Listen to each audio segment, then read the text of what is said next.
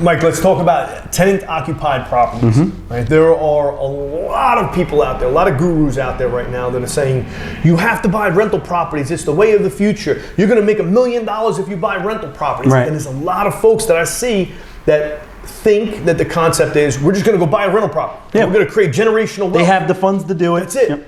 And they buy wrong.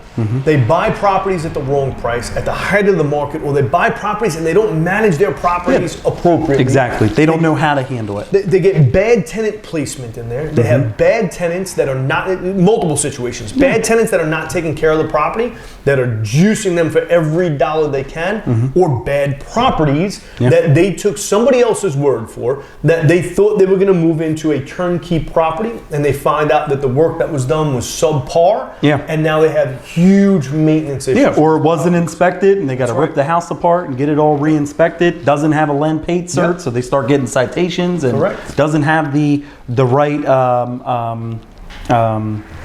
the registration. The registration, rental registration. Which is, you need it in Baltimore City, Baltimore County, in any one of the cities inside of Harford County. You need to have your property registered as a rental property. And don't let me have a misunderstanding here with anybody. I love my rental portfolio. I am continually building the rental portfolio for myself personally, and we're going to start building it for Victor Bravo as well. And I encourage people to buy rental properties, to manage them appropriately. Right? And if you don't, reach out to a professional. That's right. Get it professionally done. That's right. So at the end of the day, we've helped out numerous people that had rental properties in the full spectrum of scenarios. We have one that we're dealing with down in Pasadena right now where there's no lease. There's never been a lease. This person has been in the house for almost 20 years with no lease. The owner is done. They don't know what to do. They didn't know how to handle it with the tenant. They have a relationship that they're not trying to damage with the tenant, and they need them out. We're buying the property as is with the tenant in place. Is that an ideal situation for us?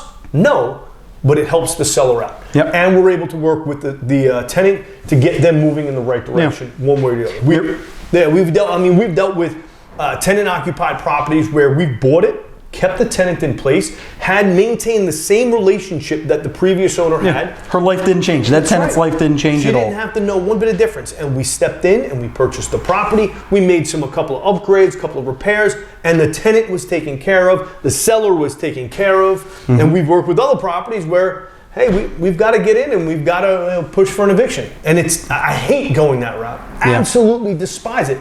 But we can take that burden. And we exhaust every effort before we have to get to that point. I mean, we try everything we need to do. There's plenty of notice given. We give out that olive branch and saying, hey, what are your plans? How can we help you as the tenant?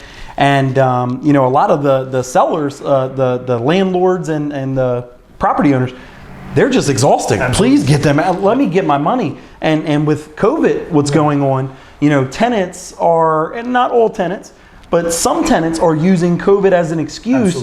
And meanwhile, they were late on their payments before COVID even hit.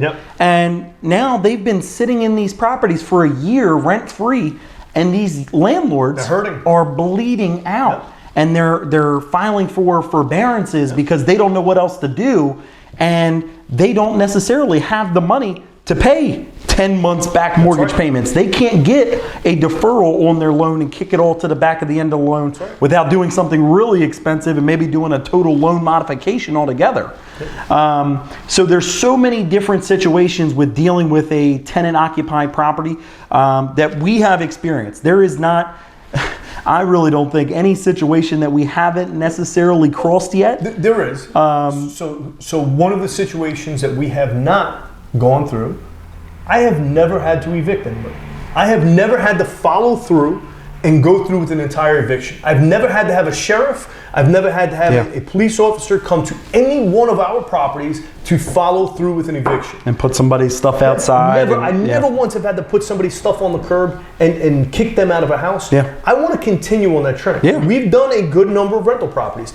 And the reason being is because we treat people like human beings. We treat them the way we want to be treated. Is it probably going to have to happen at some point where we have to go through and follow through the eviction? It probably will. That's the nature of the business. But we will literally do everything. We had a property up in Havre de Grace where I pulled up there, got a U-Haul, helped the young lady move out of the house. We paid for a hotel for her to stay in for a couple of weeks until she got herself on her feet, and we helped her out. And she was so confused by as to why you were doing that. She thought there was some ulterior motive. The only ulterior motive is we needed her to move on, and we're willing to help. We have that house down in Glen Burnie that we had the young lady that was staying in there that we wound up working with. We paid for her to go move somewhere else. And we don't always like doing that. But at the end of the day, if that's what's going to make the deal work, we can make it happen. That's it. If I have to come down and help somebody pack their stuff up, so be it. If we have to find them a new rental property, so be it. If we have to write a letter for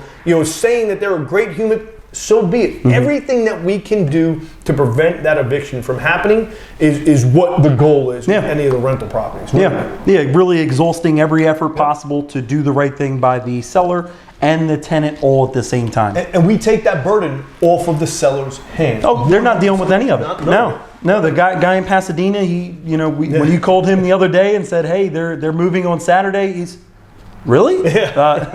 He's excited. He's very excited, and those are the things that we're willing to do to get a transaction done.